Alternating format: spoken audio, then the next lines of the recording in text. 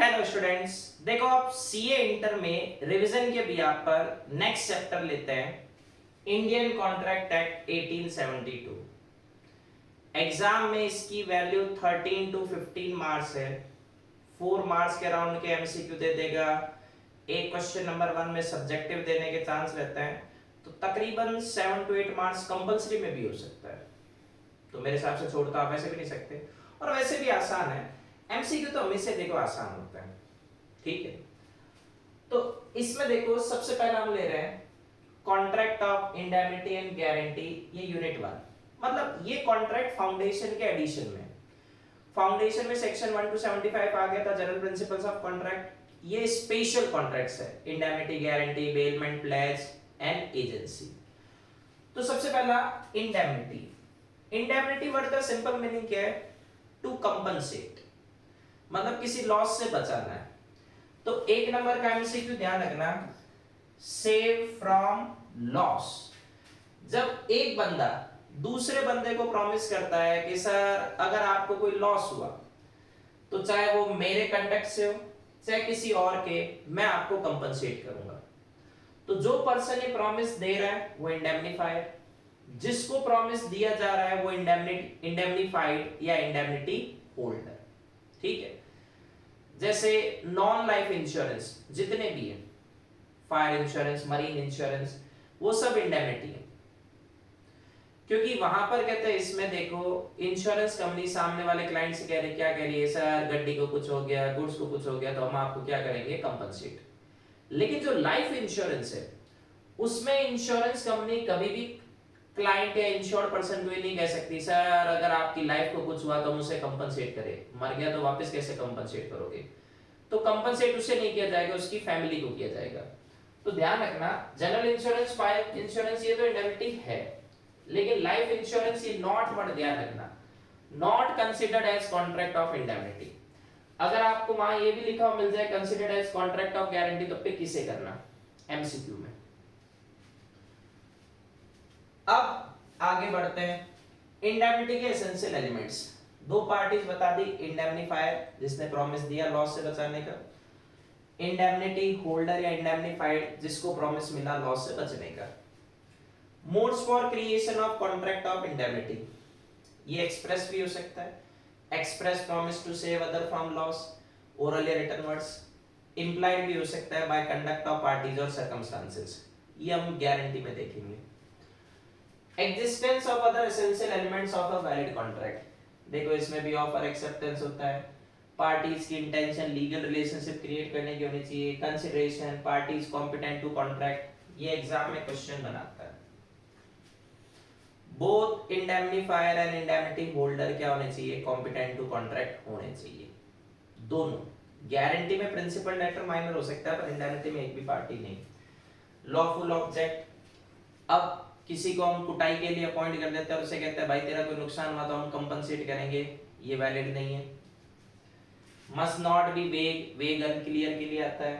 Capable to perform, impossible नहीं होना चाहिए। लीगल फॉर्मेलिटीज, राइटिंग और कहीं कंपलसरी है तो कर दो। When does liability of indemnifier commence? Indemnifier कौन? जिसने प्रॉमिस दिया लॉस से बचाने का, और इंडेमनिटी होल्डर जिसको प्रॉमिस मिला। तो इंडेमनीफायर की लायबिलिटी कब आएगी? सिंपली तो जैसे इंडेमनिटी होल्डर को नुकसान हो जाएगा, और उसको थोड़ा टेक्निकल लैंग्वेज में ले, as soon as liability of indemnity holder becomes absolute and certain, मतलब जैसे इंडेमनिटी होल्डर को कितना नुकसान हुआ ये सर्टेन हो जाएगा, अब अपन किसको लायबल कर सकते हैं? इंडेमनीफायर को। Rights of indemnity holder when sued, देखो एग्जांपल क्या कह रहा है, ए बी से कह रहा है कि सर अगर सी ने आपके अगेंस्ट में कोई भी लीगल प्रोसीडिंग की तो मैं आपको 5000 रुपीस की इंडेमनिटी देता हूं। तो बी को लॉस कब होगा? जब सी उसके अगेंस्ट में केस फाइल करेगा। जब तक केस फाइल करेगा तब तक तो कोई लॉस नहीं है। अब कहते हैं इसमें, सपोज करो सी ने बी के अगेंस्ट में केस फाइल कर दिया, मान लो सी वर्सेस बी हो गया, तो अब कहते हैं इसमें इस बी के पास क्या राइट है?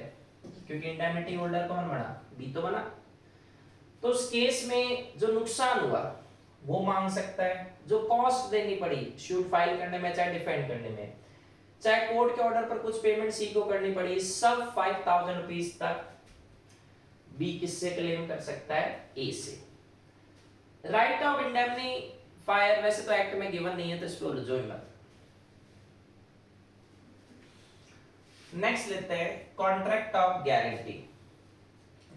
गारंटी इन जनरल देखा जाए तो इंडेमनिटी से ज्यादा सिंपल होता है। हम सुनते ना, लोन लिया बैंक वाले या क्रेडिटर कहता है डेटर से, भाई तू इसको ना पे कर पाया तो जा किसी गारंटर को लेके आ, वही कॉन्सेप्ट। तो 126 में डेफिनेशन क्या कहती है? It is a contract to perform promise made और लायबिलिटी और डेब्ट incurred of third person in case of its default. Third person की डिफॉल्ट पे उसका प्रॉमिस कहते हैं परफॉर्म करना, या उसका कहते हैं इसमें लायबिलिटी क्लियर करना, उसको हम क्या बोल रहे हैं? इंडेमनिटी। समझो, ए गया बी के पास और कहता है सर 1 लाख का लोन दे दो।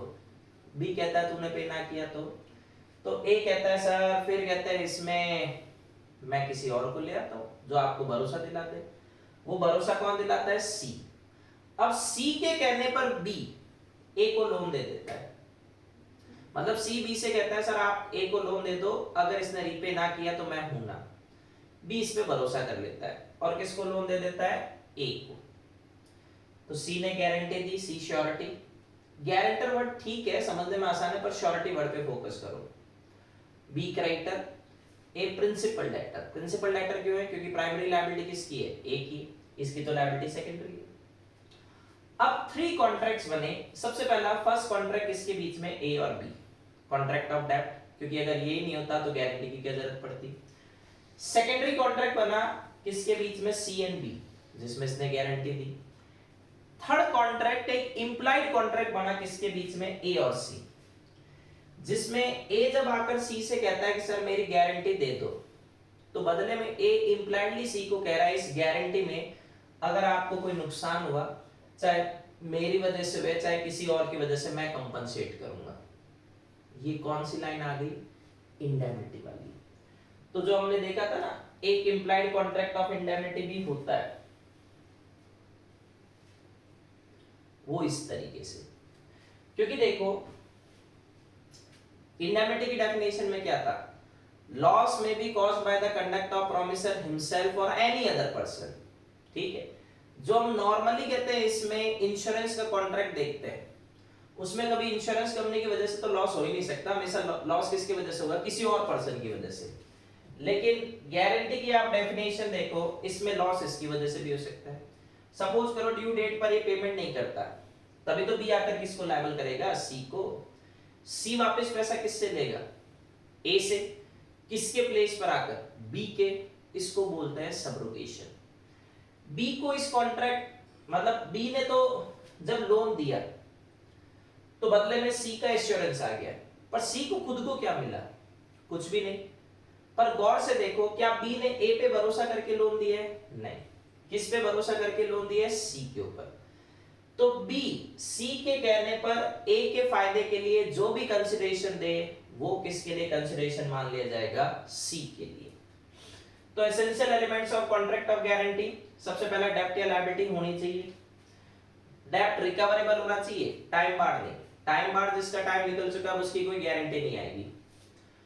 कंसिडरेशन ऑफ गारंटी, अभी मैंने आपसे क्या कहा? इस सी को क्या मिला? कुछ भी नहीं। पर बी ने सी के कहने पर ए को जो भी फायदा दिया, वही क्या माना जाएगा? Consideration for guarantee. Benefit given by creditor to principal debtor, और बढ़ाना है तो ऑन रिक्वेस्ट ऑफ श्योरिटी, वो कंसिडरेशन फॉर गारंटी है। पर यहां पास कंसिडरेशन कोई कंसिडरेशन नहीं है। गारंटी कहते हैं इसमें देने के टाइम पर जो बेनिफिट दिया गया उसकी बात करें, उससे पहले दिया उससे अपना कोई लेना देना नहीं। राइटिंग जरूरी नहीं है, तो गारंटी ओरल रिटर्न दोनों हो सकती है। Competency of party, principal debtor क्या हो सकता है? Incompetent to contract, minor unsound mind चलेगा, लेकिन surety and creditor competent to contract होने चाहिए, ये भी क्वेश्चन का मैटर है। Guarantee must not be obtained by misrepresentation और कंसीलमेंट ऑफ फैक्ट्स ये आगे फिर से आ जाएगा, तो अभी केवल एसेंशियल तक रखो। व्हेन को श्योरिटी डज नॉट जॉइन, को श्योरिटी का मतलब एक ही लोन के एक से ज्यादा श्योरिटी। जिस समय कॉन्ट्रैक्ट बन रहा था, क्रेडिटर ने फर्स्ट श्योरिटी से कहा सर डरो मत, आप अकेले श्योरिटी नहीं हो, एक और आएगा, और जब तक वो दूसरा नहीं आ जाता तब तक मैं क्या नहीं करूंगा, प्रिंसिपल डेटर को लोन नहीं दूंगा। तो क्रेडिटर क्या कह रहा है, अदर को श्योरिटी ज्वाइन होने पर ही मैं लोन दूंगा प्रिंसिपल डेटर को। फर्स्ट श्योरिटी कहता है ठीक है सर, उसने गारंटी दे दी। बाद में क्रेडिटर ने क्या किया, विदाउट ज्वाइनिंग ऑफ अदर को श्योरिटी लोन दे दिया प्रिंसिपल डेटर को। तो फर्स्ट कौन रहा है, अकेला ये श्योरिटी, तो ये अपनी लायबिलिटी से क्या हो जाएगा, डिस्चार्ज, इसको आप लायबल नहीं कर सकते। डिफरेंस देखो इंडेमिनिटी एंड गारंटी में। सबसे पहला number of parties 2 1 3। Nature of liability, indemnifier, जैसे इंडेमनिटी होल्डर को लॉस हुआ वो सीधा इसके पास ही तो आएगा, तो इसकी तो प्राइमरी लायबिलिटी है। श्योरिटी की सेकेंडरी है, क्योंकि प्राइमरी लायबिलिटी किसकी है, प्रिंसिपल डेटर की।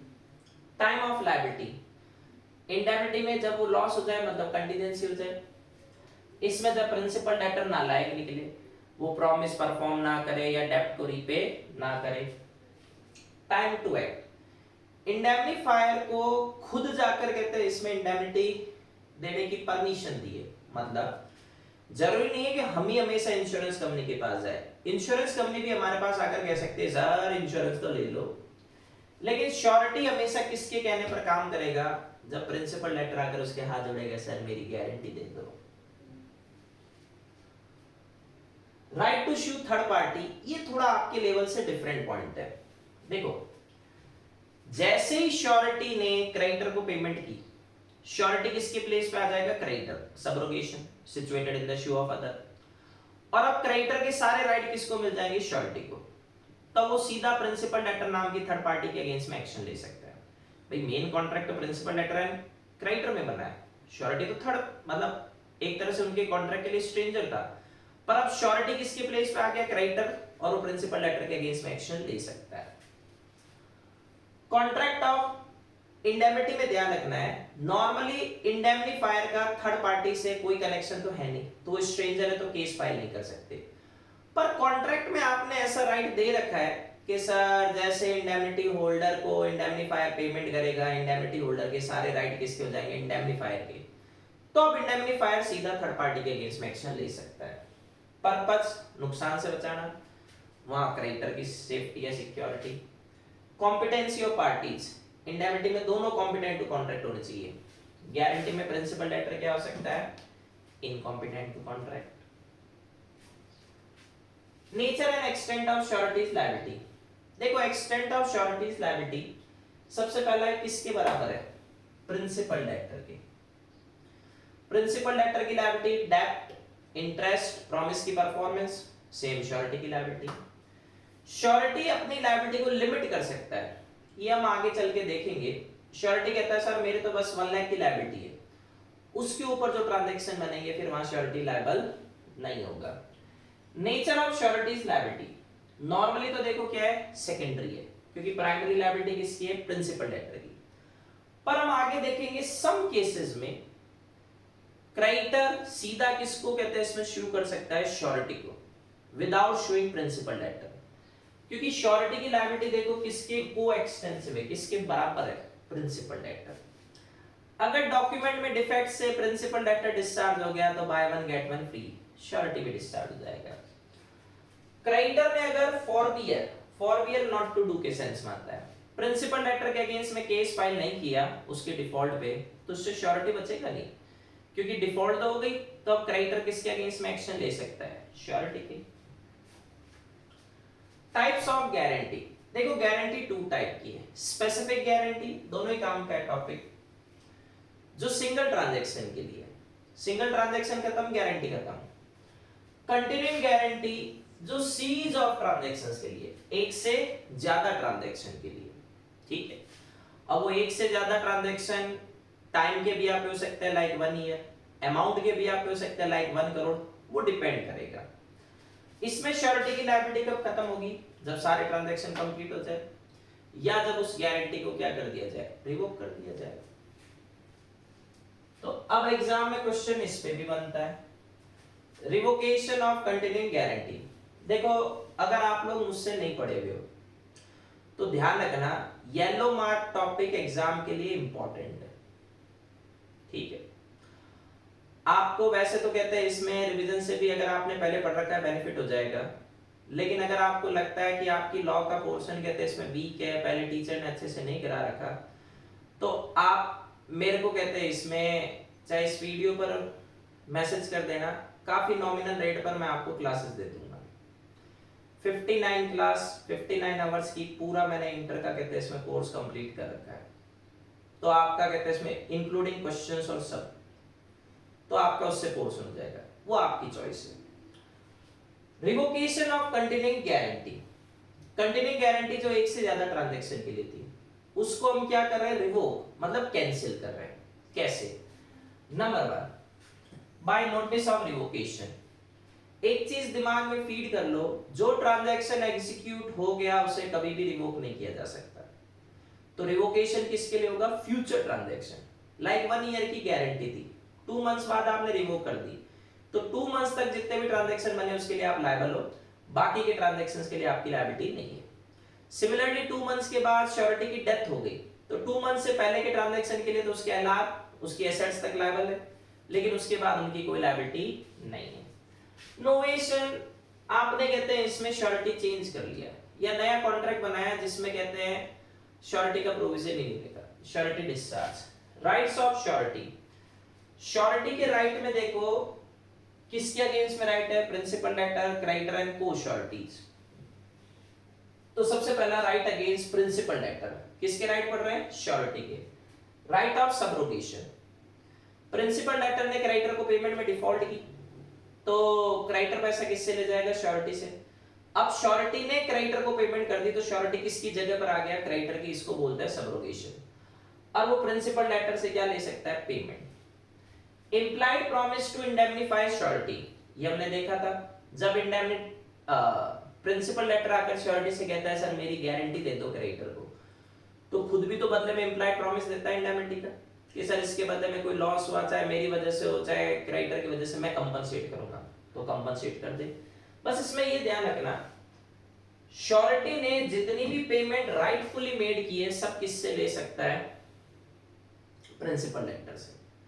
मतलब श्योरिटी ने पहले क्रॉस चेक कर लिया कि वास्तव में इतना ट्रांजैक्शन बना है नहीं बना। अगर वो गलती कर रहा है तो फिर वो प्रिंसिपल लेटर से उतना ही पैसा लेगा जितना राइटफुली उसने दिया है। राइट अगेंस्ट क्रेडिटर, ये काम का पॉइंट है। Right to have benefit of creditor security. देखो सिंपल पॉइंट है, प्रिंसिपल डेटर ने क्रेडिटर से लोन लिया, इसमें गारंटी दी सी की और साथ में गोल्ड चेन दे दी, ठीक है। अब इस गोल्ड चेन के ऊपर सी का भी राइट है, क्योंकि सी अल्टीमेटली किसकी पोजीशन पर आएगा? बी की, सबरोगेशन। तो जो बी के राइट है वो सी के। अगर बी की कहते हैं गलती से वो गोल्ड चेन लॉस्ट हो गई, तो जितनी उस कोलेटरल सिक्योरिटी की वैल्यू थी उतने से श्योरिटी अपनी लायबिलिटी से क्या हो जाएगा? Discharge. Right to claim set off. Set off का मतलब काउंटर क्लेम। नॉर्मली हम क्या देखते हैं, प्रिंसिपल डेटर की जो क्रेडिटर के लिए लायबिलिटी है वो किसकी लायबिलिटी होती है? श्योरिटी की। अब इसमें उल्टा कर दो, प्रिंसिपल डेटर का जो क्रेडिटर के अगेंस्ट में राइट है वो राइट किसका है? श्योरिटी का। तो श्योरिटी प्रिंसिपल डेटर के राइट में से लायबिलिटी को क्या करा लेगा? एडजस्ट। इसे बोलते हैं सेट ऑफ। पूछता नहीं है कभी भी। Right to share reduction in case of insolvency of principal debtor.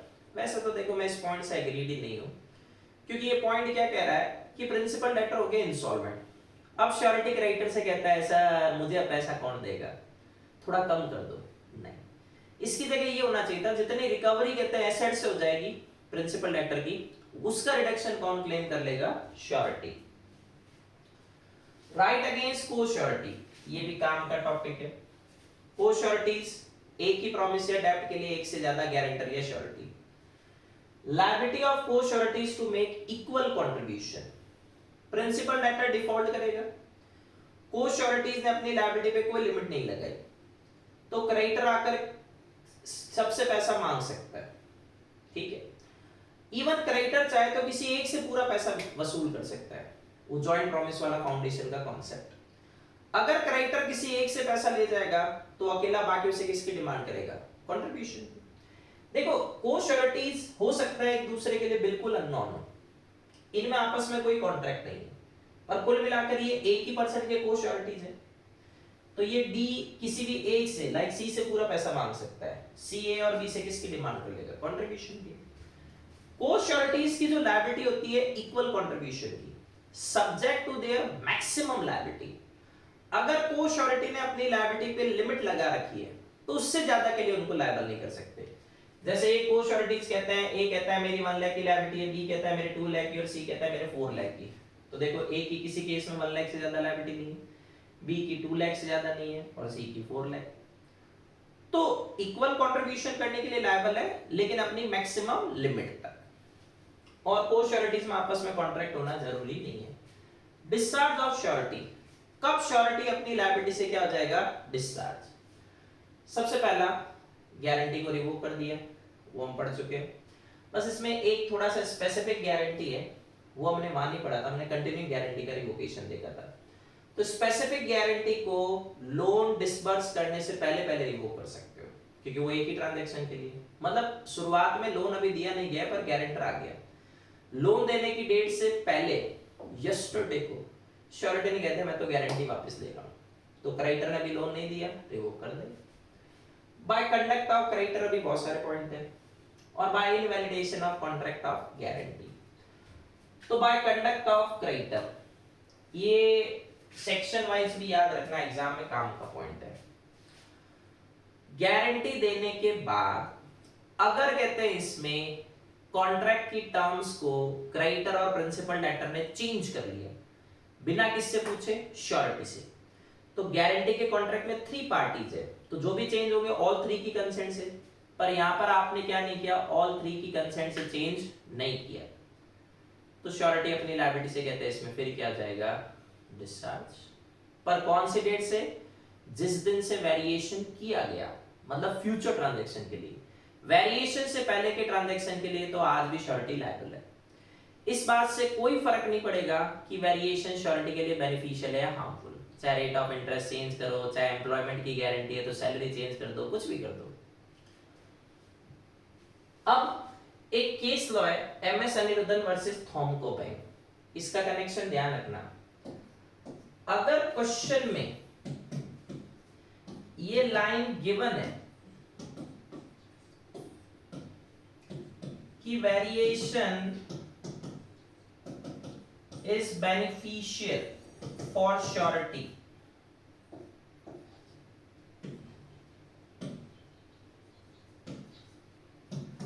तो आपको श्योरिटी इज नॉट डिस्चार्ज पे जाना है। और अगर ये लाइन गिवन नहीं है, बस आपको फील हो रहा है क्वेश्चन की वर्डिंग से कि इससे तो श्योरिटी को फायदा हो रहा है, variation surety discharge, main provision 133 है, ये केस लॉ एक्सेप्शन के सेंस में, उसके लिए क्वेश्चन में लाइन गिवन होनी चाहिए।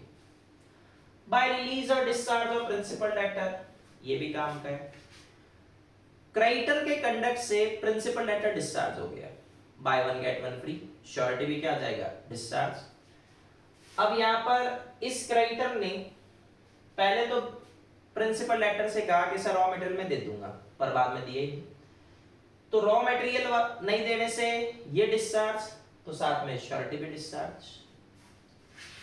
व्हेन क्रेडिटर कंपाउंड्स और make composition with principal debtor, creditor और प्रिंसिपल डेटर दोनों मिलकर श्योरिटी को चूना लगाना चाहते हैं, टाइम बढ़ा दिया, एश्योरेंस दे दिया सर आपके अगेंस्ट में केस फाइल नहीं होगा, श्योरिटी उसी दिन से discharge. Where creditors act or omission impairing, impairing का मतलब कम करना, surety is eventual remedy। एक शिप बिल्डर ने क्रेडिटर से कहा सर 10 पार्ट्स में शिप बना दूंगा, क्रेडिटर कहता है सर जैसे पार्ट कंप्लीट होगा पेमेंट ले लेना, मतलब एक पार्ट कंप्लीट उसकी पेमेंट ले लो, इसने गारंटी दे दी, तो जब तक ये पार्ट नहीं बनाएगा पेमेंट नहीं देगा, जब तक पेमेंट नहीं देगा तब तक इस पे लायबिलिटी नहीं आएगी। पर इस बेवकूफ ने बाद में क्या किया, बिना प्रिंसिपल डेटर के कोई काम किए 2 इंस्टॉलमेंट की प्रीपेमेंट कर दी, तो इसका मतलब अब इसके डिफॉल्ट के चांस बढ़ गए, किसकी गलती से, इसकी, तो ये क्या हो जाएगा, discharge. Discharge by invalidation of contract, ये भी काम का पॉइंट है, मतलब गारंटी में छोड़ने वाले टॉपिक कम है, बेलमेंट प्लेज में फिर आ जाएंगे। अगर गारंटी आपने किससे ली है, मिस रिप्रेजेंटेशन से, रॉन्ग रिप्रेजेंटेशन से, तो पहली बात रॉन्ग रिप्रेजेंटेशन प्रिंसिपल लेटर के साथ हुआ, तो अभी हमने 134 देखा था, वो डिस्चार्ज, श्योरिटी फिर डिस्चार्ज। दूसरी बात रॉन्ग रिप्रेजेंटेशन श्योरिटी के साथ किया गया तो वो वैसे डिस्चार्ज। या फिर गारंटी आपने कंसीलमेंट ऑफ फैक्ट्स, इसमें एक ही पैटर्न का एग्जांपल मेनली पूछते हैं, ये ध्यान रखना। प्रिंसिपल लेटर नालायक निकला, ये बात क्रेडिटर को पता है, श्योरिटी आया, क्रेडिटर ने ये बात उसको नहीं बताई कि सर प्रिंसिपल लेटर एम्प्लॉय था, उसने पहले घोटाले कर रखे, ये बात क्रेडिटर ने श्योरिटी को नहीं बताई। श्योरिटी के साथ क्रेडिटर ने फैक्ट्स कंसील कर लिए, श्योरिटी डिस्चार्ज। इन सिचुएशन में श्योरिटी अपनी लायबिलिटी से डिस्चार्ज नहीं होगा, ये तो हम पढ़ चुके। ड्यू डेट पर प्रिंसिपल लेटर ने डिफॉल्ट की, तो जरूरी थोड़ी ना क्रेडिटर प्रिंसिपल लेटर के अगेंस्ट में कोर्ट में केस फाइल करे, उसके बिना भी तो श्योरिटी को लायबल कर सकता है। दूसरा, क्रेडिटर ने सेपरेट कॉन्ट्रैक्ट कर लिया किसी थर्ड पार्टी के साथ, जिससे प्रिंसिपल डेटर को पेमेंट को टाइम मिले। जैसे देखो, इस प्रिंसिपल डेटर के दो क्रेडिटर है, श्योरिटी किसमें, इसमें, तो अगर इस कॉन्ट्रैक्ट में कोई चेंज हो, इससे पूछे बिना हो, तो ये अपनी लायबिलिटी से क्या हो जाएगा, डिस्चार्ज। क्रेडिटर ने प्रिंसिपल डेटर के अनदर क्रेडिटर से कहा ये सर इसको पेमेंट के लिए थोड़ा टाइम दे दो, अगर ये एग्री भी हो जाए तो कौन से कॉन्ट्रैक्ट का टाइम चेंज हुआ, इन दोनों का, इस वाले का तो नहीं, तो ये क्यों डिस्चार्ज होगा। एक बार एग्जांपल देखो,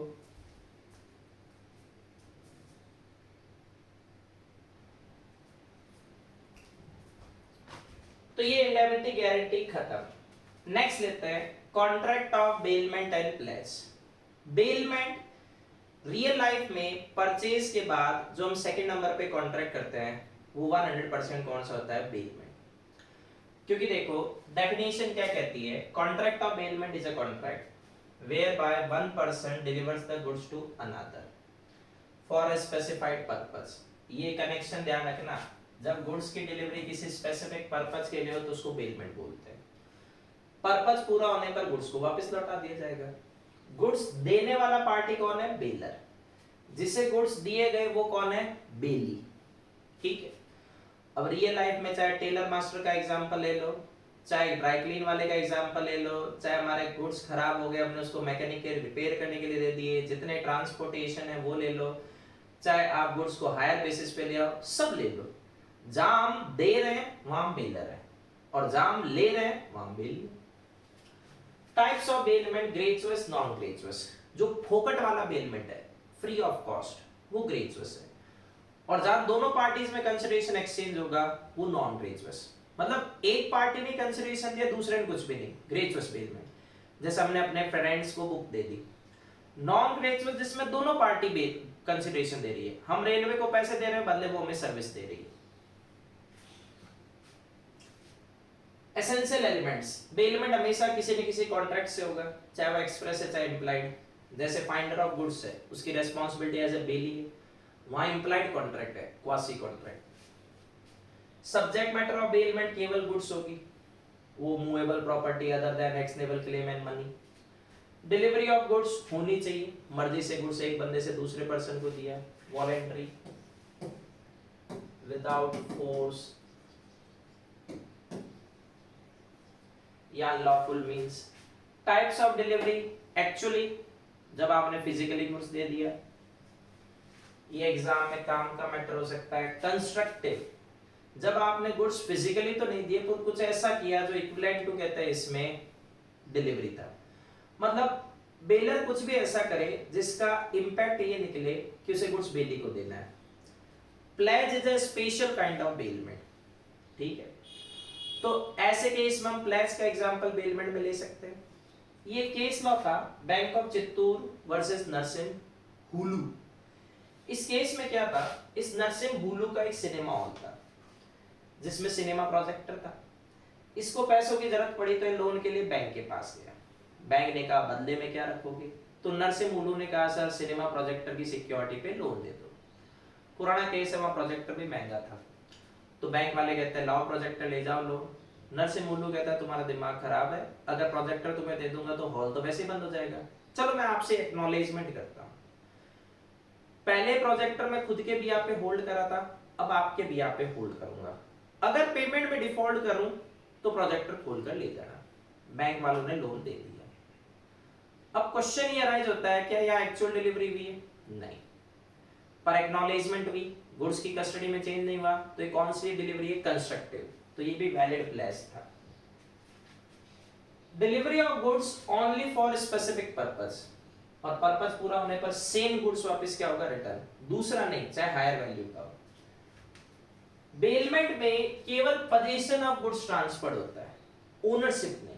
सही बात है।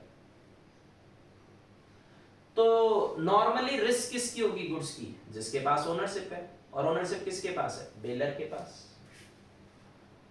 बेलमेंट की कुछ एग्जांपल्स, कॉमन कैरियर जितने ट्रांसपोर्टेशन है, हायर परचेज, हायर परचेजर की पोजीशन एज अ बेली होती है जब तक लास्ट इंस्टॉलमेंट पे ना कर दे। अथॉरिटीज ने गुड सीज किया, आपने कस्टम ड्यूटी पे नहीं किया, अथॉरिटीज ने गोल्ड को सीज कर लिया, तो उनका थोड़ी ना हो गया। जिस दिन कस्टम ड्यूटी पे करेगी गोल्ड छोड़ देगी, finder of goods. Exception, bank के पास आपने मनी डिपॉजिट कराई, मनी वैसे देखो गुड्स नहीं होते, पर वो कह रहे हैं कि वो सेम मनी तो वापस आएगी नहीं, इस वजह से वो बेलमेंट नहीं है, कोई बात नहीं। बैंक लॉकर और पार्किंग, इसमें गुड्स की कस्टडी दी जाती है, पोजीशन नहीं। क्योंकि आप देखो बैंक लॉकर में चाबी हम अपने साथ ले जाते हैं, पार्किंग में वैले पार्किंग एक एक्सेप्शन है, अदरवाइज फिर चाबी हम अपने साथ ले जाते हैं, तो वहां बेलमेंट नहीं करना। ड्यूटीज ऑफ बेलर, किसके राइट्स हो जाएंगे? बेली के। सबसे पहला ये तो काम का है, duty to disclose faults in goods paid. देखो गुड्स बेलर के, गुड्स में क्या कमी है जिससे बेली को क्या रिस्क हो सकती है, ये बेलर को पता है, तो पहले बेलर को वो कहते हैं इसमें रिस्क क्या करना चाहिए, बताना चाहिए। नहीं बताया और बेली को कोई भी लॉस हुआ तो उसके लिए रेस्पॉन्सिबल कौन माना जाएगा? बेलर। ग्रेचुअस बेलमेंट में बेलर को अगर उसके बारे में पता था तब तो वो लायबल है, और अगर पता नहीं था फॉल्ट्स के बारे में तो लायबल नहीं है। नॉन ग्रेचुअस बेलमेंट में वो हमसे पैसे चार्ज कर रहा है, तो चाहे उससे फॉल्ट के बारे में पता था या नहीं पता था, दोनों केस में क्या माना जाएगा? लायबल, नॉन ग्रेचुअस में। ड्यूटी टू पे एक्सपेंसेस एंड एक्स्ट्राऑर्डिनरी एक्सपेंसेस, देखो ग्रेचुअस पेमेंट में बेलर बेली को एक्सपेंसेस और एक्स्ट्राऑर्डिनरी एक्सपेंसेस दोनों पे करने के लिए लायबल है।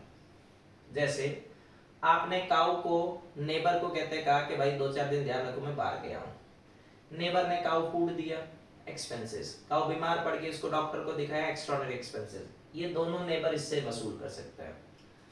नॉन ग्रेचुअस बेलमेंट में केवल एक्स्ट्राऑर्डिनरी एक्सपेंसेस देने हैं। बेलर ने बेली को कार दी रेंट पे, तो पेट्रोल तो बेली के जेब से लगेगा, जो हाईवे पर टोल वालों चार्जेस है वो भी बेली के लगेंगे। पर कार का कोई पार्ट खराब था और बेली ने उसको चेंज करवा दिया, वो बेलर से एडजस्ट करवाएगा।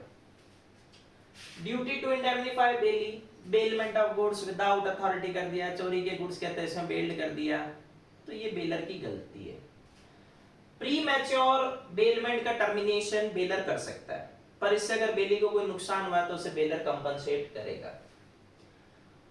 ड्यूटीज ऑफ बेली देखो सारी एग्जाम के लिए काम की होती है। ड्यूटी टू मेक रीजनेबल या प्रॉपर केयर ऑफ गुड्स, जब हम गुड्स बेलमेंट पे लाते हैं, जैसे रेंट पे लाए, तो हमें उस गुड्स की वैसी केयर करनी चाहिए जैसे हम हमारे गुड्स की करते हैं, या बेलर ने जो डायरेक्शन दिया उसके अकॉर्डिंग केयर करनी चाहिए। अगर हमने केयर नहीं की, जो एक ऑर्डिनरी प्रूडेंस वाले मैन से एक्सपेक्ट की जाती है, और गुड्स को नुकसान हुआ तो हम लायबल हैं। हमने केयर की उसके बाद भी नुकसान हुआ, हमारी कोई लायबिलिटी नहीं है। Duty not to make inconsistent act, inconsistent act का मतलब जो अगेंस्ट द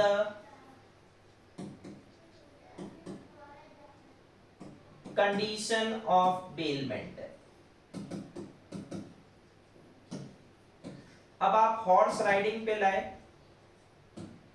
ठीक है, पर आपने उसका तांगा बना दिया, हॉर्स कैरिज बना दिया, ये तो गलत किया। अनऑथराइज यूज ऑफ गुड्स, ये नहीं होना चाहिए, क्योंकि अगर आप गुड्स का अनऑथराइज यूज करोगे, जैसे आप हॉर्स ओन राइडिंग के लिए लाए पर आपने अपने फ्रेंड को दे दिया, तो बात तो आपकी हुई थी, फ्रेंड को आप कैसे कहते हैं इसमें दे सकते हो, तो ऐसे केस में गलती किसकी मानी जाएगी? आपकी मानी जाएगी। तो अब जो भी नुकसान होगा उसके लिए कौन रेस्पॉन्सिबल है? बेली। पर यहां ध्यान रखना अगर इनकंसिस्टेंट एक्ट किया तो कॉन्ट्रैक्ट क्या हो जाएगा, बेलर के ऑप्शन के ऊपर वॉइडेबल, तो बेलर उस कॉन्ट्रैक्ट को टर्मिनेट भी करवा सकता है। एक बार ये पॉइंट देखो,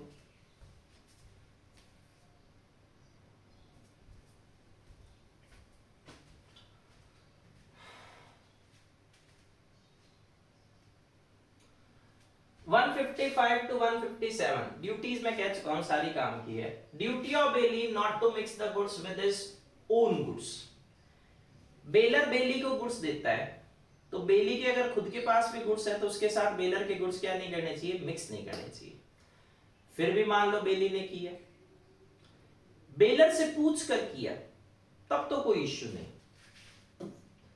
लेकिन बेलर से पूछे बिना किया, अगर गुड्स को सेपरेट किया जा सकता है तो सेपरेशन चार्जेस बेली के लग जाएंगे, क्योंकि गलती बेली की है।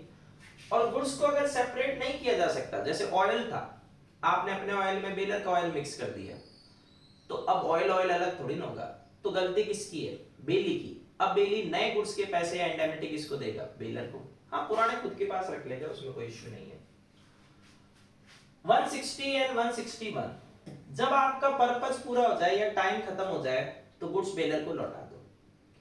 नहीं लौटा रहे तो ये बेली की गलती है।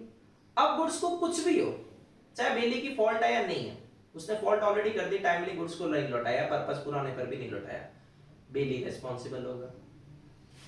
ड्यूटी टू रिटर्न एक्रीशन या इंक्रीज और प्रॉफिट फ्रॉम गुड्स। ए ने बी को काउ का बेलमेंट दिया, काउ ने काफ दे दिया, ये गुड्स में क्या हो गया, इंक्रीज। तो अब बी ए को काउ विद काफ लौटाएगा। प्लेज बेलमेंट का टाइप है। हमने 100 शेयर्स की सिक्योरिटी पे लोन लिया, कंपनी ने 1 पर 1 बोनस डिक्लेयर कर दिया। जब हम लोन पे करेंगे तो सामने वाला क्रेडिटर हमें 200 शेयर वापस क्या करेगा, लौटा देगा। Duty not to set up adverse title. Adverse title का मतलब, जो कहते हैं इसमें बेलर है वो ओनर है, बेली कहता है गुड्स आपके नहीं मेरे हैं, ऐसे तो नहीं बोलेगा। Right of bailee to file a suit in the court for determination of title of goods. एक थर्ड पार्टी आकर बेली से कहता है सर गुड्स इसके नहीं है, मेरे हैं। बेली बेचारा परेशान, सही बोल रहा है झूठ बोल रहा है क्या पता, तो बेली क्या करेगा, कोर्ट में केस फाइल कर देगा, सर मुझे तो गुड्स देना है, किसको दूं आप बता दो। 180 and 181, right of bailor and bailee to file a suit against wrongdoer. मतलब किसी रॉन्ग डूअर ने बेली को बेवकूफ बनाकर उससे गुड्स ले लिए, तो बेली भी इसके अगेंस्ट में केस फाइल कर सकता है और बेलर भी। सपोज करो केस बेली ने फाइल किया, जीत गया, अब कोर्ट जो भी रिलीफ दिलाएगा उसमें बेली का जो हक बनता है वो रख लेगा और बाकी बेलर को लौटा देगा। कम प्रोबेबिलिटी है। लियन ऑन गुड्स। लियन का मतलब किसी चीज को रिटेन करना। लियन 2 टाइप का है, एक जनरल लियन है और एक पर्टिकुलर लियन है। जिस गुड्स पे कोई वर्क किया है, स्किल्स दिखाई, उसी को रोकना, पर्टिकुलर लियन, क्योंकि ऑटोमेटिक है, ठीक है। चाहे गुड्स पे कोई वर्क किया नहीं किया, बस जनरल बैलेंस के लिए गुड्स रोक लेना, वो कौन सा लियन है, जनरल लियन। ये ऑटोमेटिक नहीं है, इसके लिए कॉन्ट्रैक्ट में पहले स्पेसिफिक प्रोविजन होने चाहिए। अब जो बात बोल रहा हूं ध्यान से सुनना, ये जो 5 पर्सन है, banker, factor, wharfinger, attorney of high court, policy broker, इनको ऑटोमेटिक जनरल लियन का राइट मिलता है, केवल इन 5 पर्संस को, इसके अलावा किसी को नहीं। पर इनका भी ये राइट कब छिन जाएगा, जब कॉन्ट्रैक्ट में आपने स्पेसिफिकली लिख दिया नो जनरल लियन ओनली स्पेसिफिक लियन। अगर कॉन्ट्रैक्ट में इसके अगेंस्ट में कुछ लिखा हुआ है तो इन 5 पर्संस को भी क्या नहीं मिलेगा, जनरल लियन नहीं मिलेगा। अदरवाइज इन 5 पर्सन को जनरल लियन मिलता है, इसके अलावा किसी को नहीं। और bailee, pledgee, finder of goods, unpaid seller, इनका पर्टिकुलर लियन होता है। टर्मिनेशन ऑफ बेलमेंट, पर्पस खत्म, बेलमेंट खत्म, टाइम खत्म, बेलमेंट खत्म, सब्जेक्ट मैटर खत्म, बेलमेंट खत्म। नोटिस, बेली ने इनकंसिस्टेंट एक्ट किया, हॉर्स का हॉर्स कैरिज बना दिया, बेलर ने कॉन्ट्रैक्ट टर्मिनेट करने का नोटिस दे दिया। ग्रेचुअस बेलमेंट है, जैसे बेलर या बेली दोनों में से किसी की एक की भी डेथ हो जाएगी, बेलमेंट वही खत्म, फोकट वाला bailment. Position of finder of goods, देखो जो ड्यूटीज है ये फाउंडेशन वाली है, तो वैसे तो एज ए बेली है, प्रॉपर केयर करो, गुड्स का यूज मत करो, ओनर को सर्च करके उसका गुड्स वापस लौटा दो, गुड्स में कोई इंक्रीज और हुआ है तो वापस दो, आपकी नेग्लिजेंस से गुड्स को कोई नुकसान हुआ है तो उसको कंपनसेट करो। ये तो सिंपल है। Rights of finder of goods, सबसे पहला एक्सपेंसेस की डिमांड कर सकते हैं ओनर से, गुड्स की केयर करने में, ओनर को सर्च करने में जो लगी। डिक्लेयर्ड रिवॉर्ड अगर ओनर ने कर रखा है तो मांग सकते हैं। ओनर मान लो 1 and 2 पे नहीं कर रहा तो हम गुड्स रोक लेंगे। ओनर ने 1 and 2 पे नहीं किया तो शूट आप 1 के लिए फाइल नहीं कर सकते क्योंकि एक्सपेंसेस वॉलंटरली की, लेकिन रिवॉर्ड के लिए शूट फाइल कर सकते हो। राइट टू सेल और प्लेज गुड्स, देखो गुड्स पेरिसेबल है तो वेट नहीं कर सकते, उसको बेच दो। नॉन पेरिसेबल है तो अगर आपने गुड्स की वैल्यू के 2/3 के बराबर खर्चे कर दिए तो उतना आपका राइट है, उतना आप क्या कर दो, प्लेज पे रख दो। सेल तो खैर पूरे अमाउंट के लिए करना चाहिए ताकि बाकी पैसा उसको लौटा दो। अब जैसे गुड्स की वैल्यू 1 लाख है, आपको सेल करना पूरे 1 लाख के लिए करो, पर प्लेज जितना आपका राइट है, जैसे 70,000 का राइट है तो 70 के लिए करो। कॉन्ट्रैक्ट ऑफ प्लेज या पॉन, प्लेज किसका स्पेशल काइंड है, बेलमेंट का। तो हम बेलमेंट पढ़ चुके हैं तो थोड़ा तो बेलमेंट वाले फीलिंग आएगा। एक डेटर है, उसने बी क्रेडिटर को बेलमेंट ऑफ गुड्स किया। अब पर्पस क्या है, जैसे इंडेमिनिटी में क्या बताया था, to save other from loss. ऐसे प्लेज में सिक्योरिटी, रीपेमेंट ऑफ डेब्ट या परफॉर्मेंस ऑफ प्रॉमिस, उसको प्लेज बोलते हैं। तो ए ने बी को bailment of goods, repayment of डेब्ट की सिक्योरिटी या प्रॉमिस परफॉर्म हो जाएगा इसकी सिक्योरिटी के लिए दिया है, तो जो बेलर था वो कौन बन जाएगा, प्लेजर या पोनर, और जो बेली था वो कौन बन जाएगा, प्लेजी या पोनी। प्लेज और पोन दोनों नाम है। ए ने बी से लोन लिया 1 लाख का, बदले में अपनी गोल्ड चेन दे दी 1,50,000 की, तो डेटर है वो प्लेजर है, क्रेडिटर वो कौन है, प्लेजी है। देखो सेक्शन याद करने का एक सिंपल तरीका है, 24, 48, 72, 3 टेबल्स, ठीक है। अब इसके आगे 111 लगा दो तो 124 contract of indemnity, 148 contract of bailment, 172 contract of pledge, इसकी डेफिनेशन बन जाएगी। Essential elements of pledge, goods का बेलमेंट हुआ, 2 चीजों की सिक्योरिटी, सब्जेक्ट मैटर केवल एग्जिस्टिंग गुड्स, फ्यूचर या कंटीजेंट गुड्स का प्लेज नहीं होता। डिलीवरी ऑफ गुड्स होनी चाहिए, पढ़ चुके हैं वहां पर वो bank of Chittoor versus Narasimhulu, और पोजीशन ऑफ गुड्स ट्रांसफर हुआ है, ओनरशिप नहीं। राइट्स ऑफ प्लेजी या पोनी, ये पॉइंट तो देखो काम का है। राइट टू रिटेन गुड्स, किसके लिए रिटेन नहीं कर सकते, एक्स्ट्राऑर्डिनरी एक्सपेंसेस, बाकी आपका डेब्ट है, इंटरेस्ट है, प्रॉमिस है, एक्सपेंसेस है, सबके लिए रोक लो। Right to retain goods for subsequent डेब्ट, ये जनरल लियन की तरह है, नॉर्मली ऐसा नहीं कर सकते पर कॉन्ट्रैक्ट में स्पेसिफिक प्रोविजन होने चाहिए। Right to claim extraordinary expenses, मांग लो पर इसके लिए गुड्स रिटेन नहीं होगा, लियन नहीं हो सकता। Right in case of default of प्लेजी, pleasure, pleasure ने डिफॉल्ट कर दी पेमेंट में तो प्लेजी गुड्स को क्या करेगा, रोक लेगा, गुड्स को बेच सकता है। पर अगर सेल करना है तो पहले आपको रीजनेबल नोटिस प्लेजर को देना चाहिए गुड्स छुड़वाने का। अगर आपने नोटिस नहीं दिया तो फिर अगर आपका लॉस हुआ वो आप रिकवर नहीं कर सकते, ठीक है। नोटिस दिया हो चाहे नहीं हुआ है, सेल पे जो प्रॉफिट हुआ वो तो आपको प्लेजर को वापस लौटाना पड़ेगा, सरप्लस तो वापस लौटाना होगा, चाहे नोटिस ऑफ सेल आपने गिवन और नॉट गिवन, क्योंकि यहां ओनरशिप तो पास ऑन हुई नहीं थी। राइट्स ऑफ प्लेजर, गुड्स को रिडीम या रिलीज करवाना पेमेंट और करके, बाकी सेम किसके जैसे, bailor. Duties of pledgee same as to bailee है, बस ये 2-3 पॉइंट एक्स्ट्रा है। रीजनेबल नोटिस देना चाहिए सेल का, इंक्रीज या प्रॉफिट लौटा देना चाहिए, सरप्लस है वो लौटा दो। ड्यूटीज ऑफ प्लेजर है सेम एज टू बेलर आ जाएगा, बस वो पेमेंट और कर देनी चाहिए, टाइमली प्रॉमिस परफॉर्म कर देना चाहिए। डिफरेंस ध्यान रखो, पहला डिफरेंस तो डेफिनेशन है बेलमेंट और प्लेज। टर्म्स एप्लीकेबल बेलर बेली, वहां ध्यान रखना पोनर पोनी नाम याद रह जाए सीधा बढ़िया, नहीं तो दोनों नाम लिखना, pledger oblique pawnor, pledgee pawnee. Purpose pledge दो ही purpose, security of repayment of debt, performance of promise. Bailment इससे और भी पर्पसेस के लिए हो सकता है, तो बेलमेंट वाइडर है। कंसिडरेशन बेलमेंट में हो भी सकता है और नहीं भी, प्लेज में हमेशा होगा। Right to sell goods, bailee goods कहीं नहीं सेल कर सकता, हम पूरा बेलमेंट पढ़ चुके हैं, पर प्लेजी रीजनेबल नोटिस देकर सेल कर सकता है। Right to use goods, horse riding के लिए लाए हो तो राइडिंग करोगे या केवल फोटो खिंचाकर छोड़ दोगे, राइडिंग करेंगे। लेकिन प्लेज में कहते हैं इसमें आप गुड्स का नॉर्मली यूज नहीं कर सकते। Pledge of goods by non owner, ये भी आ चुका है मई 23 में।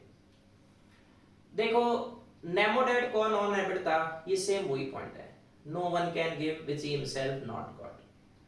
तो जो गुड्स का ओनर है या ओनर की परमिशन है तो ही आप क्या कर सकते हो, कहते हैं इसमें गुड्स को प्लेज।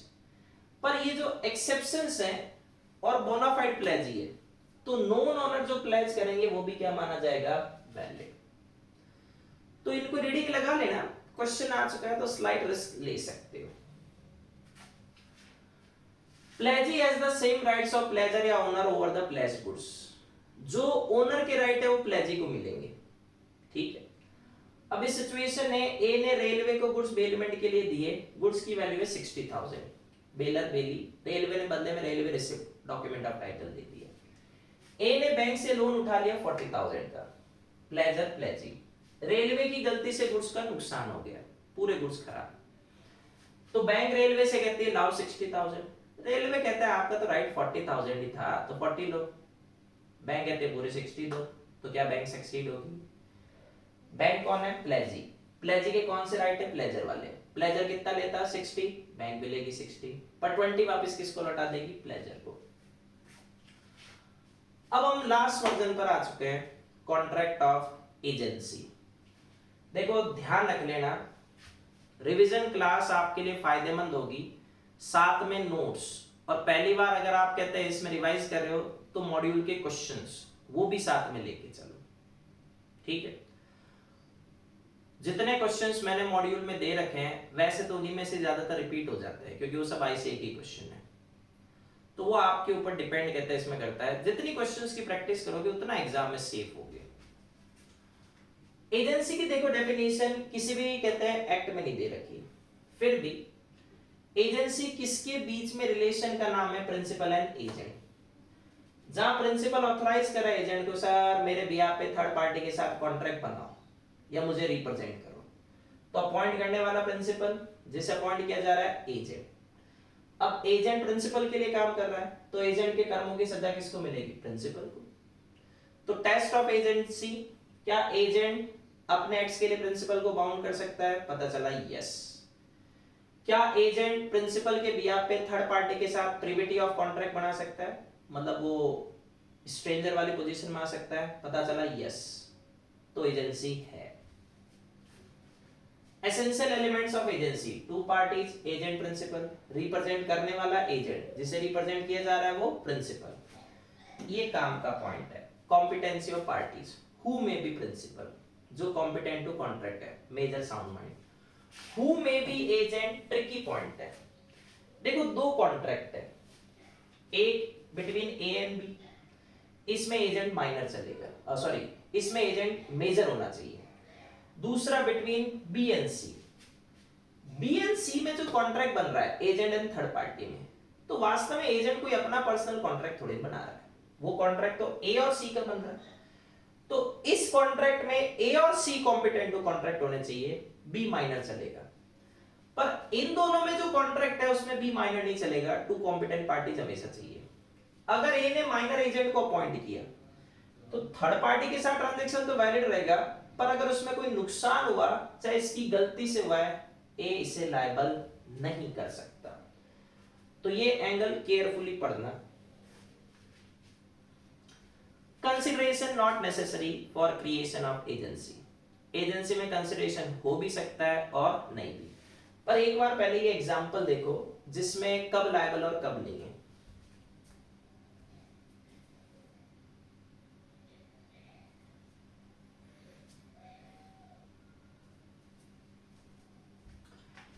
एक लैटिन मैक्सिम है, क्विट फैसेट पर एलियम फैसेट पर से, इसको को फैसेट पर एलियम भी बोलते हैं। he who acts through another is himself acting. जो बंदा दूसरे के रूट से काम करता है, लॉ मानते काम उसी ने किया है, तो दूसरे बंदे के रूट से काम कौन कर रहा है? प्रिंसिपल। किसके रूट से काम कर रहा है? एजेंट। तो एजेंट के एक्ट्स के लिए कौन लायबल होगा? Principal. Modes for creation of agency कैसे बन सकती है?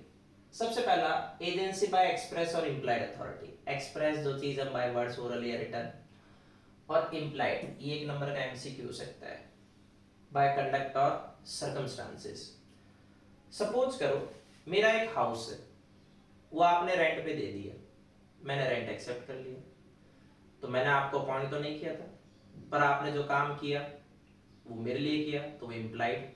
ये इसको एजेंसी बाय रेटिफिकेशन भी आगे देखेंगे। Agency by estoppel. एस्टॉपल में मेन वर्ड क्या है? स्टॉप। जब प्रिंसिपल अपने कंडक्ट से थर्ड पार्टी के सामने ये रिप्रेजेंट करता है कि सर ये बंदा मेरा एजेंट है, इसके पास ये काम करने की अथॉरिटी है, और थर्ड पार्टी को उकसाता है कि सर आप कॉन्ट्रैक्ट बना लो, थर्ड पार्टी इसके ऊपर भरोसा करके कॉन्ट्रैक्ट बना लेती है, तो बाद में प्रिंसिपल अपने कंडक्ट से डिनाई नहीं कर सकता। प्रिंसिपल ने एजेंट से कहा 100 से कम पर मत बेचो, पर इसका कोई पब्लिक नोटिस नहीं दिया। अब एजेंट ने 60 पर बेच दिया, तो थर्ड पार्टी को कुछ सपने थोड़ी ना आएंगे कि प्रिंसिपल ने एजेंट को क्या अथॉरिटी दी थी, तो प्रिंसिपल इसके लिए क्या माना जाएगा? बाउंड। Agency bye necessity. जो इमरजेंसी में एजेंसी अराइज होती है उसको नेसेसिटी वाली एजेंसी बोलती है। तो इमरजेंसी में वो पर्सन वो भी काम कर सकता है जो नॉर्मल सिचुएशन में नहीं कर सकता था। ये एग्जांपल अगर याद हो तो देख लेना। Agency by ratification. रेक्टिफाई नहीं, रेटिफाई, अफर्म और कंफर्म अ पास्ट ट्रांजैक्शन। तो देखो ए बी की अथॉरिटी के बिना उसके लिए कोई ट्रांजैक्शन बना लेता है, तो बी के पास दो ऑप्शन, सर आप हो कौन? मना कर दे, डिसोन कर दे। सर आपको कैसे पता चला मुझे इसकी जरूरत है? तो उसको अप्रूव कर दे।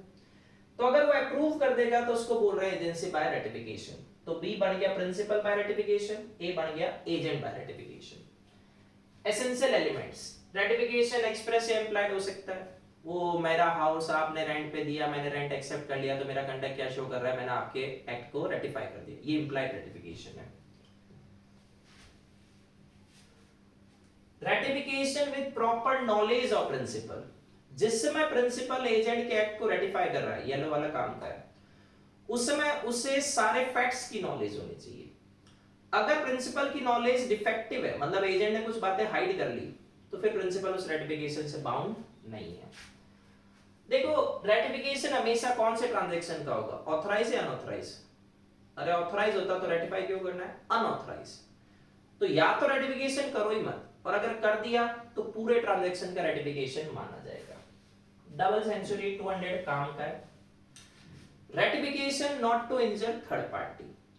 प्रिंसिपल अगर थर्ड पार्टी के एक्ट को रेटिफाई कर रहा है, मतलब एजेंट के एक्ट को रेटिफाई कर रहा है, तो इससे थर्ड पार्टी को नुकसान नहीं होना चाहिए। समझो कैसे? ए नाम का पर्सन बी के हाउस की लीज होल्ड कर रहा है 3 इयर्स, मतलब ये टेनेंट है, वो लैंडलॉर्ड है। सी नाम के एक पर्सन है जिसको बी ने ऑथराइज नहीं किया है, इसने 1 अप्रैल को ए को नोटिस दिया, सर घर खाली कर दो, तो क्या ये इस नोटिस पे ध्यान देगा? नहीं, क्योंकि इसका उससे कोई कनेक्शन ही नहीं। अब बी ने क्या किया? 1 महीने बाद सी के ट्रांजैक्शन को रेटिफाई कर दिया कि सर उसने नोटिस मेरे लिए दिया था। अगर इस रेटिफिकेशन को वैलिड माने तो ये प्रिंसिपल बाय रेटिफिकेशन, ये एजेंट बाय रेटिफिकेशन।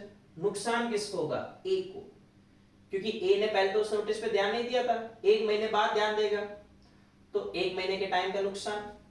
और लीज की कंडीशन ये थी कि सर 3 मंथ्स का कहते हैं इसमें नोटिस देकर लीज को ये भी टर्मिनेट कर सकता है और ये भी। अब 3 मंथ्स में 1 महीना तो बर्बाद हो गया, क्योंकि उसने ध्यान ही नहीं दिया और बेचारे की गलती नहीं। तो रेटिफिकेशन से थर्ड पार्टी को इंजरी नहीं होनी चाहिए। रेटिफिकेशन रीजनेबल टाइम में करो, लॉफुल या वैलिड ट्रांजैक्शन का करो। कंपनी ने कैपिटल से डिविडेंड डिक्लेयर कर दिया, शेयर होल्डर ने रेटिफाई भी कर दिया, ये लॉफुल थोड़ी ना, थर्ड पार्टी को पता भी चलना चाहिए। Nature and extent of agents authority. सबसे पहला देखो एजेंट्स अथॉरिटी नॉर्मल सर्कमस्टांसेस। जब प्रिंसिपल एजेंट को अपॉइंट करता है तो कोई टास्क गिवन करता है, तो उस टास्क को कंप्लीट करने के लिए जिस भी थिंग की रिक्वायरमेंट है एजेंट उसे करेगा।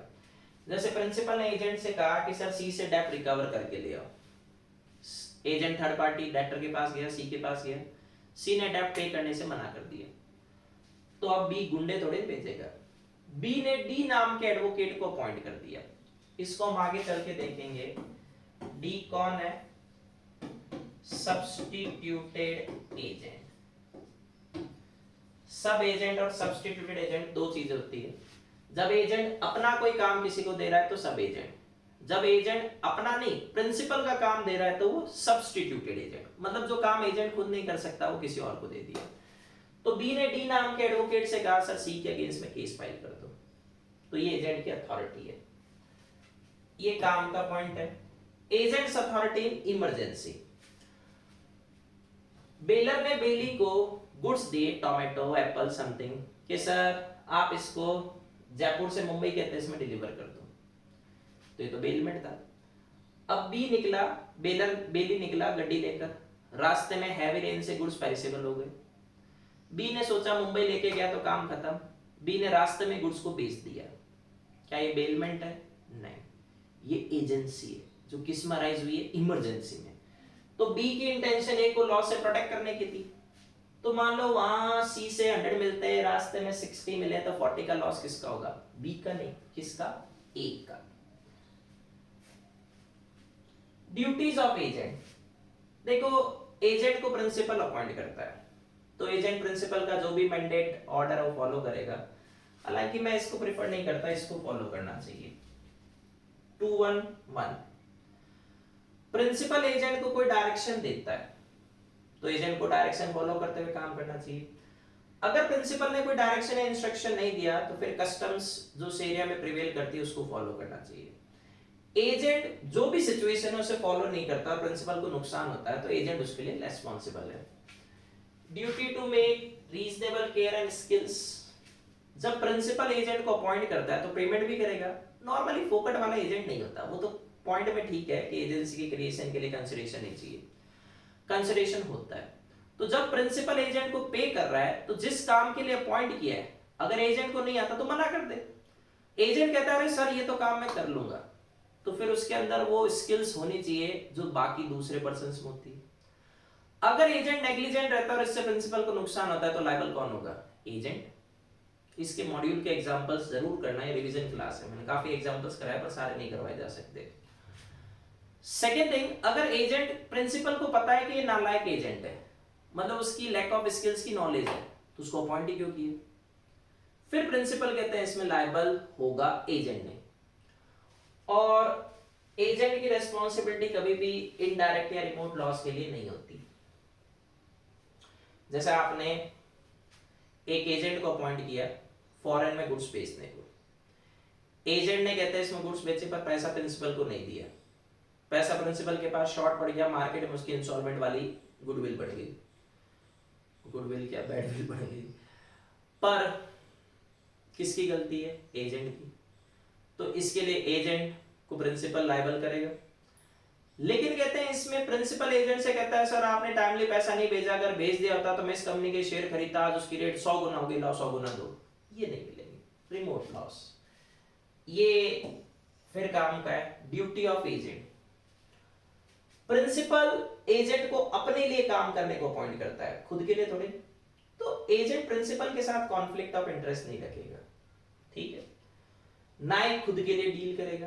पर अगर एजेंट ऐसा करता है तो प्रिंसिपल कॉन्ट्रैक्ट को टर्मिनेट कर सकता है अगर पॉसिबल है, नहीं तो जो बेनिफिट एजेंट ने कमाया वो उससे वापस मांग सकता है।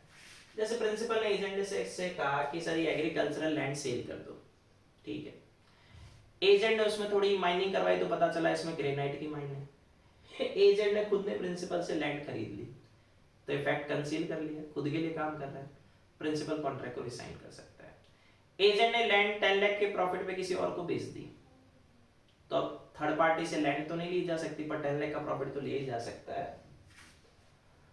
फिर ट्रू अकाउंट्स वाउचर्स के साथ दो, जब डिफिकल्टी में फंस जाओ तो प्रिंसिपल से कांटेक्ट करो।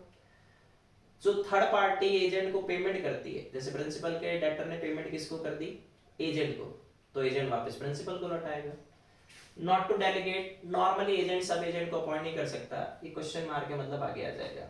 Not to make secret profit, जितना डिसाइड हुआ एजेंट को पेमेंट, अगर उससे ज्यादा एजेंट लेता है तो सीक्रेट प्रॉफिट है, उसे ऐसा नहीं करना चाहिए, बनाएगा तो फिर प्रिंसिपल को वापस लौटाएगा। Rights of agent, right to retain sum, अगर प्रिंसिपल पेमेंट नहीं कर रहा और एजेंट के पास प्रिंसिपल की पेमेंट पड़ी है, रोक ले। राइट टू एक्सरसाइज लियन, देखो फर्क क्या है, रिटेन सम पर है और लियन गुड्स पर है। तो जिस गुड्स को बेचा है उससे रिलेटेड अकाउंट्स है, रोक लो, या जो डील हुई थी उसके अकॉर्डिंग जो बाकी प्रॉपर्टी और है उसको रोक लो, अगर प्रिंसिपल पेमेंट नहीं कर रहा। लियन खत्म कब हो जाएगा? लियन का एसेंस क्या है? गुड्स आपके पोजीशन होना चाहिए, जब गुड्स प्रिंसिपल के पास है लियन खत्म, एजेंट ने खुद ने लियन वेव कर दिया। राइट टू रिसीव रेम्युनरेशन, देखो एजेंट अपनी पॉकेट से अगर प्रिंसिपल के लिए कोई पेमेंट करता है ऑर्डिनरी कोर्स ऑफ बिजनेस में, या जो उसका रेम्युनरेशन बनता है, वही तो कहते हैं इसमें सम क्या कर रहा है, वो मांग रहा है, उसी के लिए तो क्या कर रहा है, लियन एक्सरसाइज। तो जो रेम्युनरेशन डिसाइड हो रखा है, या तो एजेंट वो मांगेगा प्रिंसिपल से, नहीं तो यूजुअल रेम्युनरेशन जो उस काम के लिए उस एरिया में दिया जाता है वो एजेंट प्रिंसिपल से मांग सकता है, ये काम का है। राइट ऑफ इंडेमनिटी, अगर कहते हैं इसमें एजेंट ने कोई लॉफुल एक्ट किया, लाइक प्रिंसिपल ने पहले एजेंट से कहा सर गुड्स बेच दो, एजेंट ने बेच दिए, प्रिंसिपल ने कह दिया मूड चेंज नहीं बेचने, तो थर्ड पार्टी के साथ तो एजेंट गया, अब थर्ड पार्टी केसेस फाइल करेगी एजेंट के अगेंस्ट में, एजेंट का जो भी उस केस में खर्चा लगता है वो किससे मांगेगा, प्रिंसिपल से। For acts done in good faith, principal के गुड्स खुद के नहीं चोरी के, यहां तो खुद के होते हैं, एजेंट को क्या पता, उसने फिर गुड्स बेच दिए, बाकी वही same consequence. No liability of employer या principal for criminal acts of agent, देखो एजेंट में भी बुद्धि होनी चाहिए कि अगर आपको क्रिमिनल एक्ट्स करने के लिए अपॉइंट किया गया है तो उसके लिए आप प्रिंसिपल को कैसे रिस्पॉन्सिबल करोगे। फिर right to claim compensation for loss cause due to principal's neglect और वांट ऑफ स्किल, प्रिंसिपल ने गुड्स की डेंजरस नेचर एजेंट को नहीं बताया, एजेंट इंजर्ड हो गया, principal responsible. Personal liability of agent to third party, देखो नॉर्मली एजेंट की कोई पर्सनल लायबिलिटी नहीं होती क्योंकि एजेंट के कर्मों के लिए प्रिंसिपल लायबल है। थर्ड पार्टी कहते हैं इसमें एजेंट को कोई रेम्युनरेशन दे नहीं रही, तो एजेंट पर्सनली कैसे लायबल हुआ। पर कुछ एक्सेप्शंस है जिसमें एजेंट को क्या किया जा सकता है, पर्सनली लायबल। एक बार इसकी रीडिंग मारो।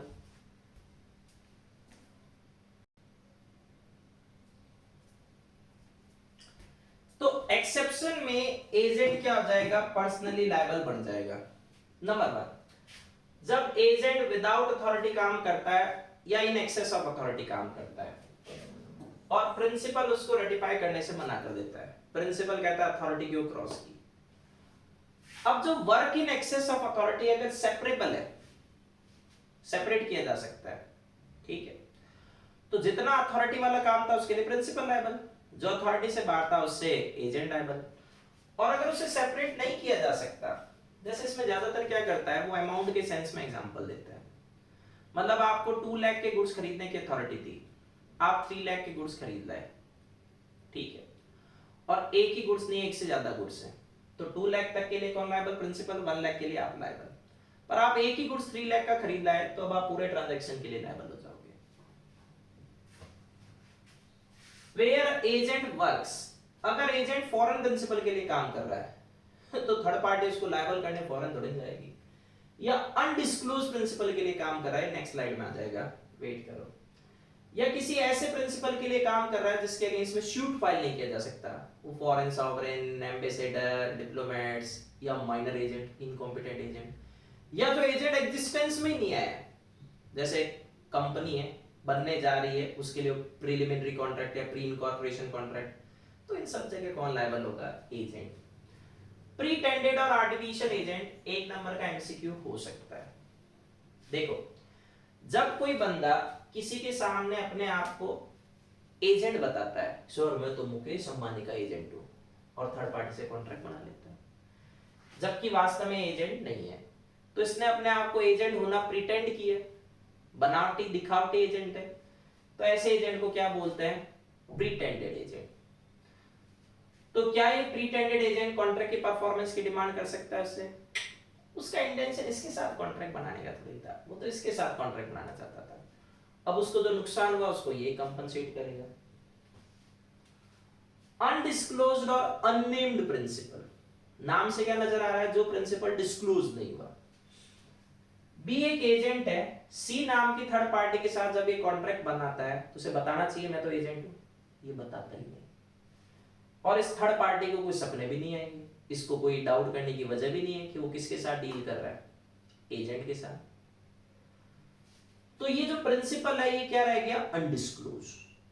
अब बी ने इसका नाम क्यों नहीं बताया, हो सकता है इसकी गुडविल खराब हो सकता है इनकी आपस में बनती नहीं, पॉसिबिलिटी है।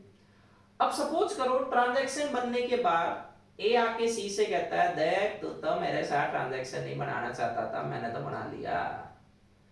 तो सी कहता है अगर मुझे पता होता कि आप प्रिंसिपल हो तो मैं इस कॉन्ट्रैक्ट को बनाता ही नहीं। तो सी इस कॉन्ट्रैक्ट को रिसाइन कर सकता है और जो इसको चीट किया गया उसके लिए डैमेजेस की डिमांड कर सकता है। फ्रॉड ही तो किया ना, मिल गया इसके साथ, ठीक है। अगर प्रिंसिपल उस कॉन्ट्रैक्ट की परफॉर्मेंस सी से क्लेम करना चाहता है तो सी के लिए ए तो था ही नहीं, बी ही था जो कुछ है। तो सी का बी के अगेंस्ट में जो भी राइट है उसको एडजस्ट करवाने की परमिशन दो, उसके बिना आप उसे लायबल नहीं कर सकते। Liability of principal for acts of agent to third party, सही बात है। क्विट फैसेट पर, एलियम फैसेट पर से एजेंट के कर्मों की सजा किसको मिलनी, प्रिंसिपल को। To be bound from acts of agent, third party ने एजेंट को पेमेंट की, अब थर्ड पार्टी प्रिंसिपल के लिए discharge. To be bound from notice given to agent, देखो इसमें बस एक लाइन ध्यान रखना, notice to agent equivalent to the notice to principal. Agent बनने के बाद थर्ड पार्टी एजेंट को गुड्स की क्वालिटी और के बारे में या कोई और चीज के बारे में इंफॉर्मेशन देती है, वो इंफॉर्मेशन किसको मानी जाएगी, प्रिंसिपल को। पर एजेंट बनने से पहले के एक्ट्स के लिए प्रिंसिपल रेस्पॉन्सिबल नहीं है। एजेंट बनने के बाद जो इंफॉर्मेशन मिली, एजेंट बनने से पहले कोई इंफॉर्मेशन थी तो प्रिंसिपल को थोड़ी पता, ये तो करना ही मत, आपके बजट के बाहर चले जाएंगे, और वैसे भी पूछता नहीं है। Liability of principal inducing belief to third party that agent's unauthorized act is authorized, ये हम पढ़ चुके हैं वो एस्टॉपल में। प्रिंसिपल ने कहा एजेंट 100 में गुड्स सेल कर सकता है, पर ये बात केवल एजेंट को बताई, थर्ड पार्टी को नहीं। एजेंट ने 60 में बेच दिए तो अब थर्ड पार्टी 60 के लिए कहते हैं प्रिंसिपल को लायबल कर सकती है। Liability of principal for misrepresentation और concealment of fact by agent, ये कॉन्ट्रैक्ट एक्ट का लास्ट सेक्शन है। अगर एजेंट ने during the course of agency, principal ने चाहे उसे नहीं बोला हो पर उसने कोई फ्रॉड किया, फैक्ट कंसील किया, तो उसके लिए प्रिंसिपल किसको लायबल कर सकता है, एजेंट को। लेकिन एजेंट और थर्ड पार्टी दोनों मिल गए और प्रिंसिपल के साथ फ्रॉड करना चाहते हैं तो फिर प्रिंसिपल लायबल नहीं होगा। टर्मिनेशन ऑफ एजेंसी, सबसे पहले देखो termination by conduct of parties. Agent को अपॉइंट किसने किया, प्रिंसिपल ने, तो एजेंट की अथॉरिटी कौन रिवोक कर सकता है, प्रिंसिपल। पर यह रिवोकेशन केवल और केवल किसके लिए होगा, फ्यूचर ट्रांजैक्शन, मतलब जब तक एजेंट ने उस अथॉरिटी को एक्सरसाइज नहीं किया तब तक की। अगर एजेंट अथॉरिटी को एक्सरसाइज कर चुका है तो प्रिंसिपल उसे रिवोक नहीं कर सकता। रिवोकेशन एक्सप्रेस भी हो सकता है और इंप्लाइड भी। प्रिंसिपल एजेंट से कह देता है कल से मत आना, प्रिंसिपल एजेंट की जगह कोई दूसरा एजेंट अपॉइंट कर लेता है, उसे कोई काम ही नहीं देता, ये फिर काम का है। ये रिवोकेशन इफेक्टिव कब होगा, जब इसकी नॉलेज एजेंट को एंड थर्ड पार्टी को जाए, वरना उस रिवोकेशन की कोई वैल्यू नहीं है। अगर टाइम से पहले आपने अथॉरिटी रिवोक कर दी और एजेंट की कोई गलती नहीं थी तो अब रेस्पॉन्सिबिलिटी किसकी बनेगी, प्रिंसिपल की। देखो पढ़ के,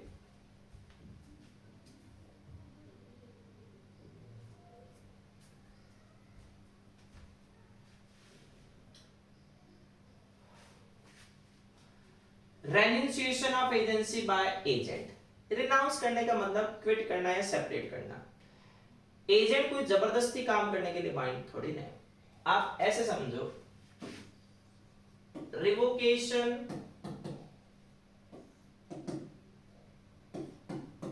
firing of employee by employer. मतलब जब एम्प्लॉयर खुद एम्प्लॉय को निकाल देता है, रिवोकेशन।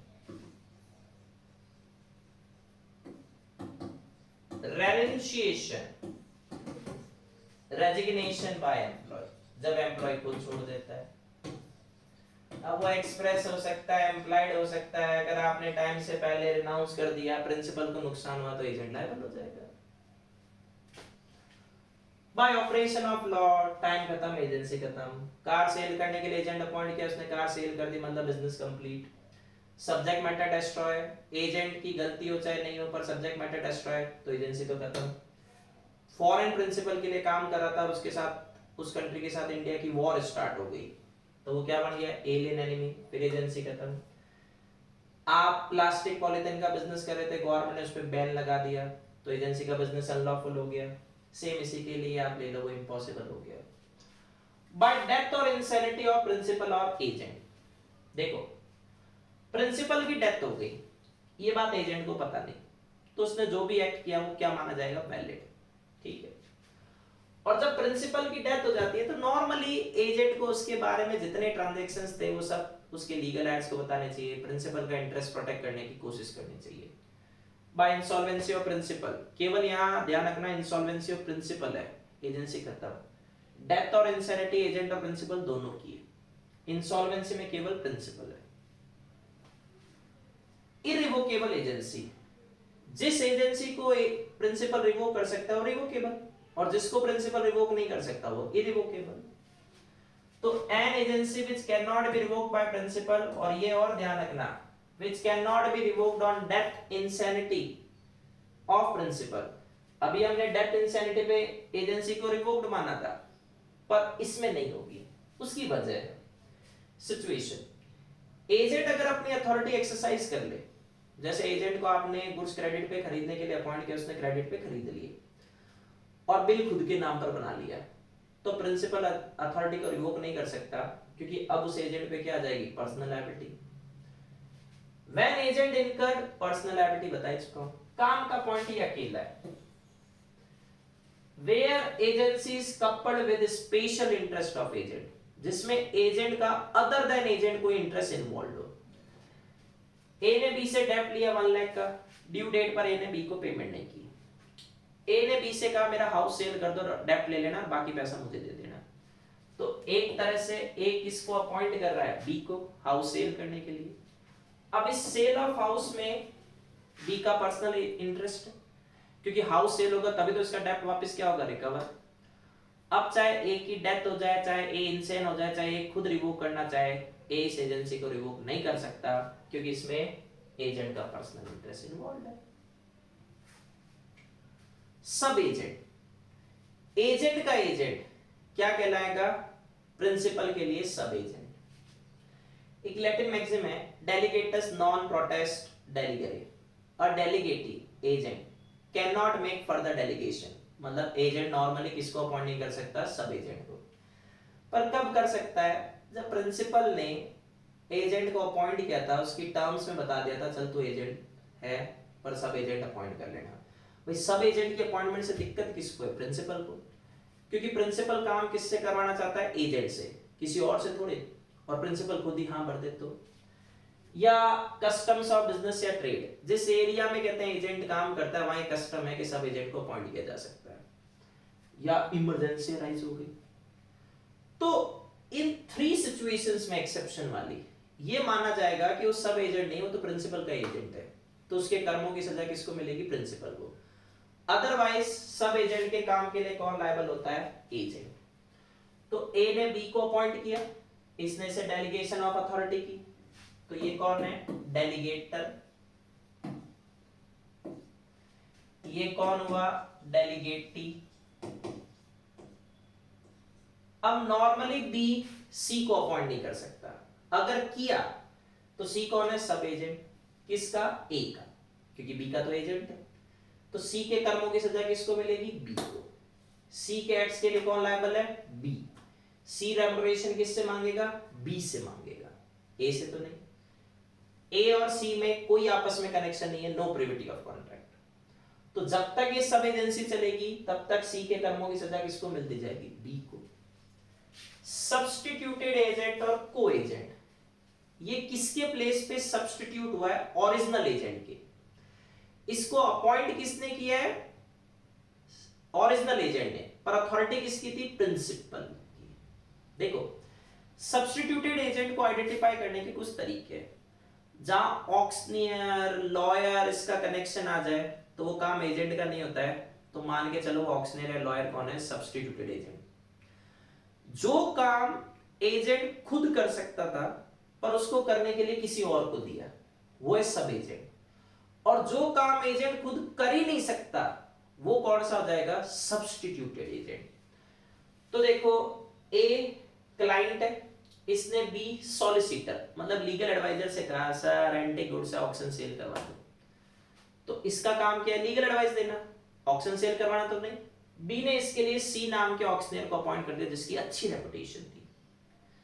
अच्छी रेपुटेशन वाला बंदा अपॉइंट करते ही बी लायबिलिटी से फ्री, क्योंकि इसने प्रॉपर नेमिंग कर दी जैसा वो खुद के मामले में करता। तो अब सी इसका एजेंट नहीं है, सी किसका एजेंट है? इसका। सी रेपुटेशन किससे लेगा? इससे। सी के कर्मों की सजा किससे मिलेगी? इसे, पर इसे नहीं। बी अपना कोई वर्क सी को डेलीगेट नहीं कर रहा है, ए का वर्क सी को डेलीगेट कर रहा है। तो ये इन दोनों में सीधे सीधे डिफरेंस हो गया।